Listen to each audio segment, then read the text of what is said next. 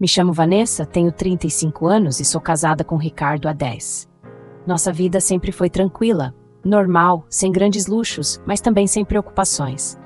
A gente morava numa casa simples, num bairro pacato, e eu sempre achei que estava tudo bem. Só que aos poucos as coisas foram mudando. O Ricardo começou a trabalhar mais, chegava tarde e cansado. Quando ele estava em casa, parecia que a cabeça dele estava em outro lugar.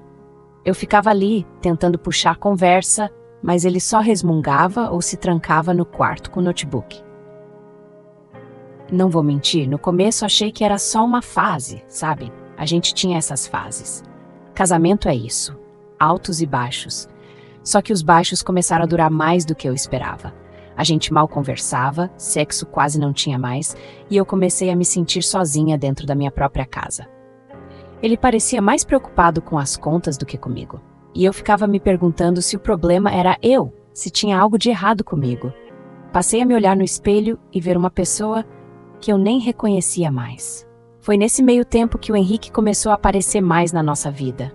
O Henrique, irmão mais novo do Ricardo, sempre foi aquele cara que todo mundo gostava. Sorridente, divertido, estava sempre por perto nos almoços de família, nos churrascos. Diferente do Ricardo, ele tinha um jeito mais leve, sabe? E eu, no meu estado carente e frustrada, comecei a enxergar isso com outros olhos. No início, era só amizade. Ele brincava, dizia que eu era a cunhada favorita e eu ria, meio sem graça, mas gostava da atenção. Só que de tanto o Ricardo me ignorar, eu fui me abrindo mais pro Henrique. A gente começou a trocar mensagens, nada demais, só conversas bobas. Mas com o tempo, as mensagens foram ficando mais frequentes, mais íntimas. Ele falava que eu merecia mais, que eu não devia ser tratada assim. E eu comecei a acreditar.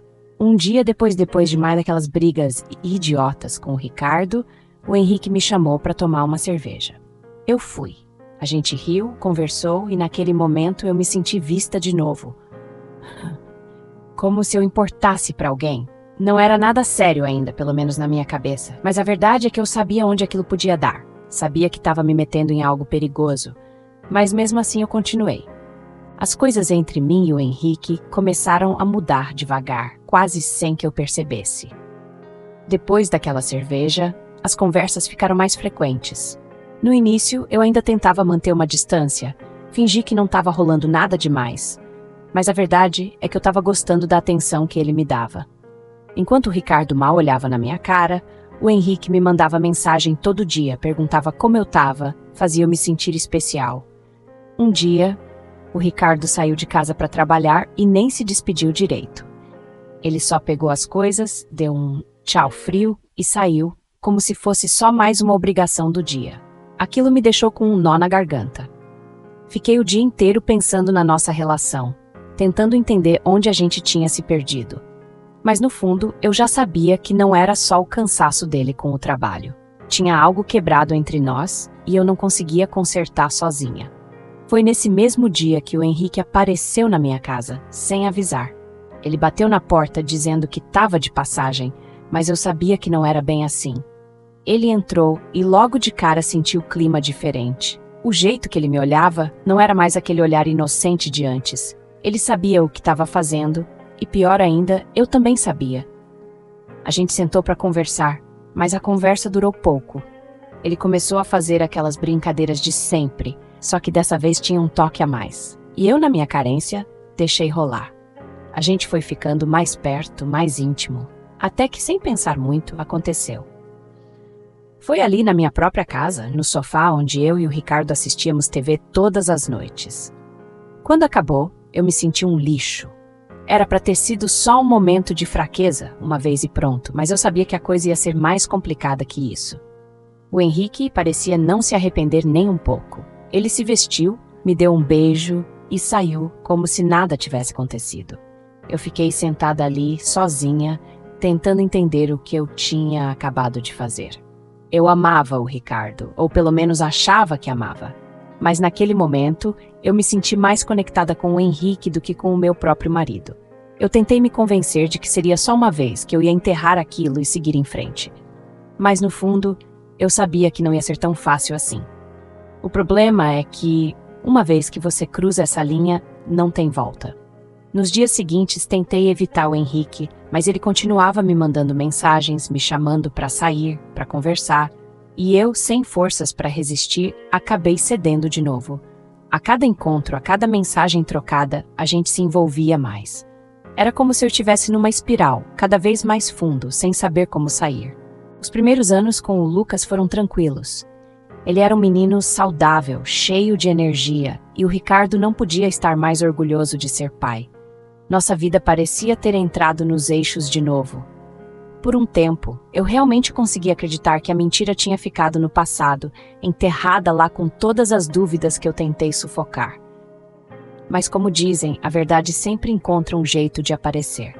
Foi quando o Lucas tinha uns 7 anos que tudo começou a desmoronar. Ele, que sempre foi uma criança ativa, começou a ficar cansado com facilidade. Eu achava que era só coisa de criança, sabe? Uma gripe, talvez uma fase de crescimento.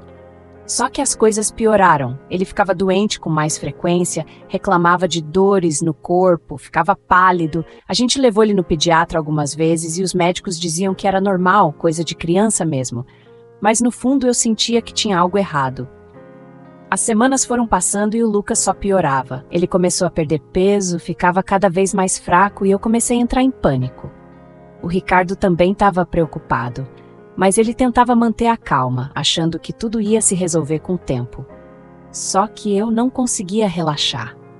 A cada dia que passava, aquela sensação de que algo muito errado estava acontecendo só aumentava.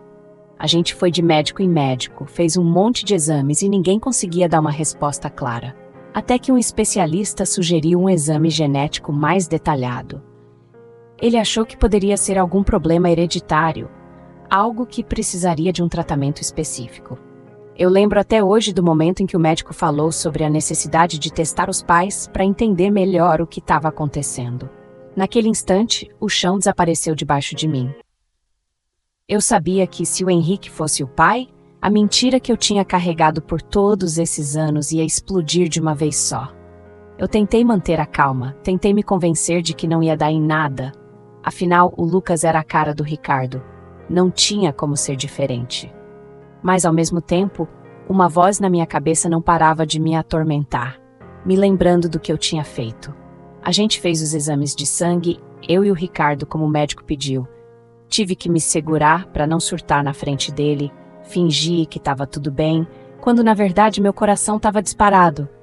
O resultado demorou alguns dias para ficar pronto, e esses dias foram os piores da minha vida. Cada segundo parecia uma eternidade, e eu mal conseguia dormir. O Ricardo, coitado, estava preocupado com o Lucas, mas nem imaginava o que estava se passando na minha cabeça. Quando o resultado saiu, o médico nos chamou para conversar. Ele começou explicando que o problema genético do Lucas não batia com os genes do Ricardo. Aquele silêncio que veio depois era como se o mundo tivesse parado. O Ricardo olhou para o médico sem entender direito. Foi só quando o médico sugeriu que outra pessoa, um parente próximo, fizesse o teste, que ele começou a processar. Ele olhou para mim e naquele momento eu sabia que ele já tinha entendido tudo. Não teve grito, não teve briga na hora, só um silêncio pesado, sufocante. O Ricardo mal conseguia me olhar. Saímos do consultório sem dizer uma palavra. O caminho de volta para casa foi um dos mais longos da minha vida. Eu sabia que a partir dali nada mais seria o mesmo. Chegando em casa, o Ricardo me encarou, finalmente quebrando o silêncio. "É verdade?"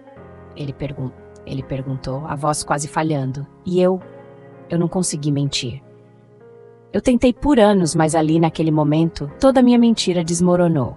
Contei tudo sobre o Henrique, sobre a traição, sobre como eu não tinha certeza de quem era o pai. Eu vi o mundo do Ricardo ruir na minha frente.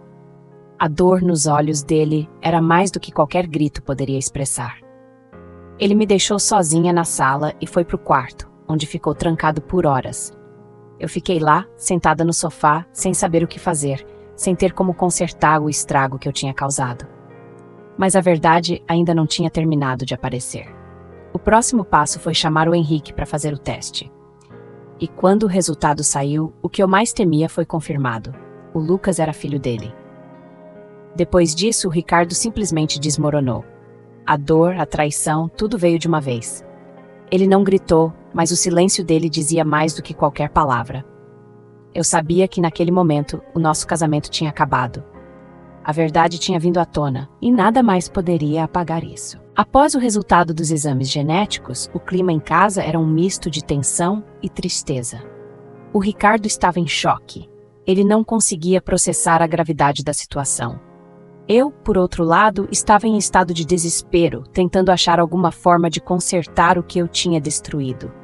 Eu sabia que o que tinha acontecido não podia ser desfeito, mas esperava que houvesse algum caminho para minimizar o estrago. O Henrique, que tinha estado distante depois da confirmação dos exames, foi chamado pelo Ricardo. Ele chegou em nossa casa com uma expressão de curiosidade, como se ainda não soubesse a gravidade da situação.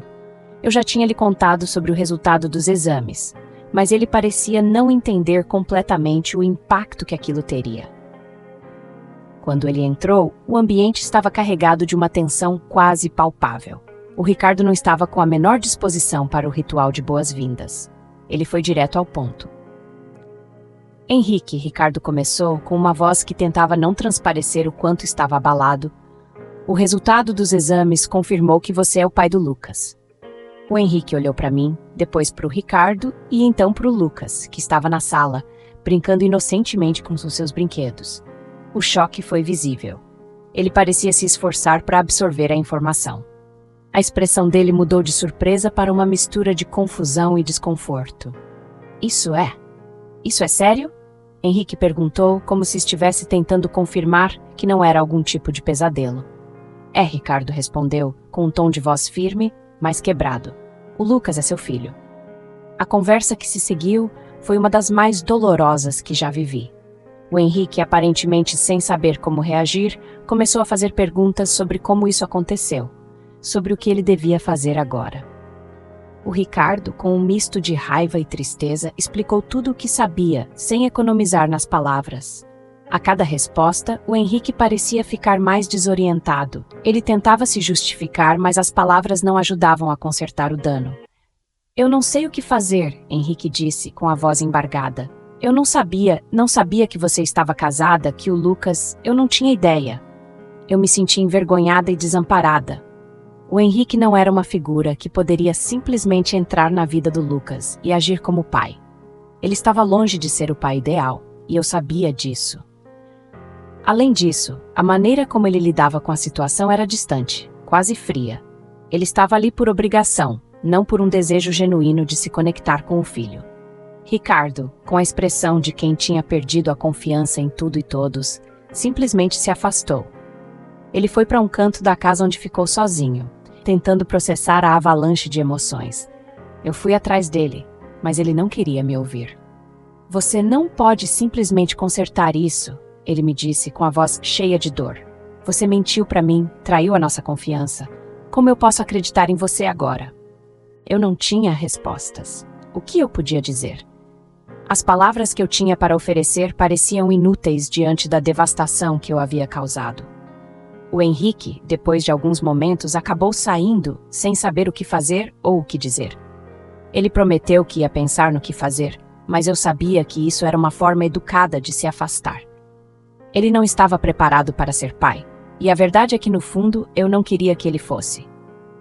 Quando o Henrique saiu, o Ricardo continuou distante. A relação entre nós havia mudado irrevogavelmente.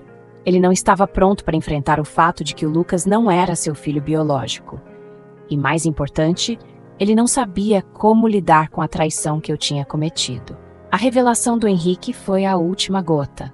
O Ricardo me pediu para sair de casa, disse que precisava de tempo para pensar em tudo.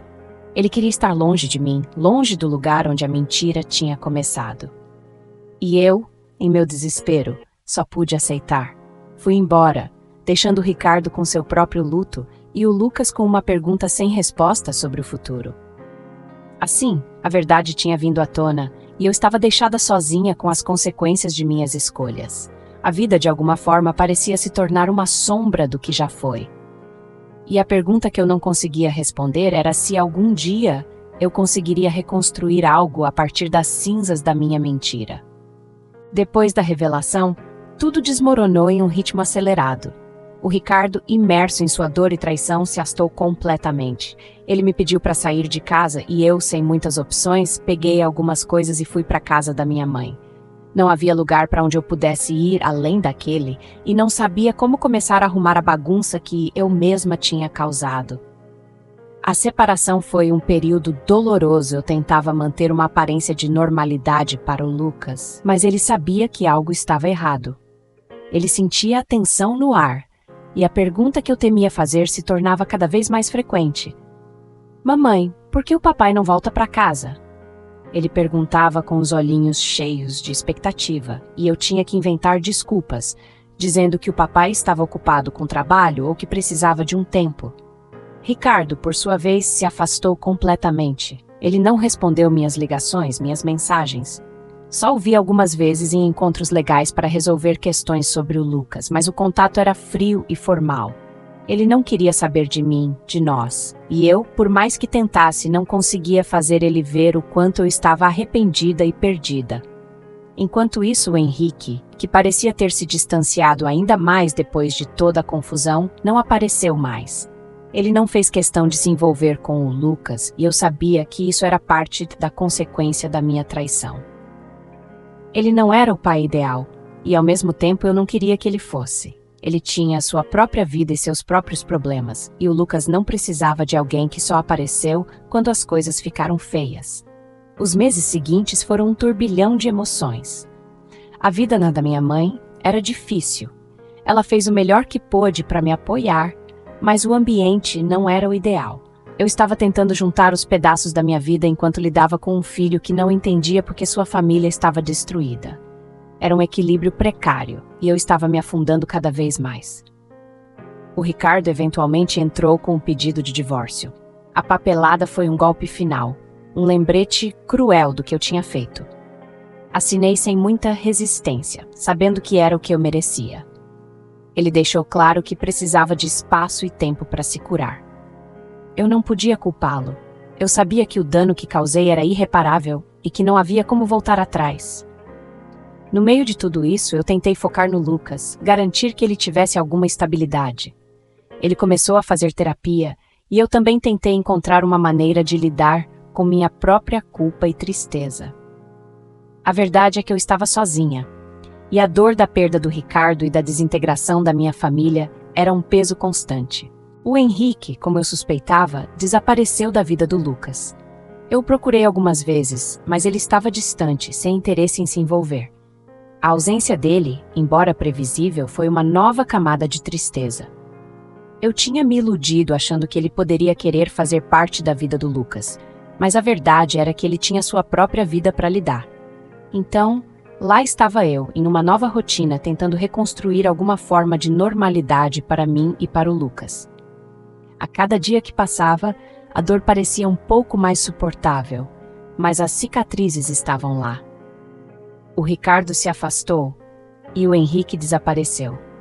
Eu e o Lucas estávamos sozinhos, tentando encontrar nosso caminho em meio aos escombros. A vida seguia e eu sabia que não havia atalhos para a recuperação. Tinha que enfrentar minhas escolhas e suas consequências de frente. Eu tentava me concentrar em ser a melhor mãe que pudesse ser. Mas a sombra da traição e a destruição do que tínhamos construído era uma parte constante da minha vida. E assim, com o tempo, o luto começou a se transformar em aceitação. E eu aprendi a lidar com as cicatrizes da minha própria criação. O fim, no entanto, não era um término absoluto. Era uma nova forma de viver, uma tentativa de seguir em frente e encontrar algum tipo de paz após a tempestade que eu mesma havia causado. E com isso, eu aprendi que a vida, apesar de tudo, continua e que, de alguma forma, é preciso encontrar um caminho para seguir em frente.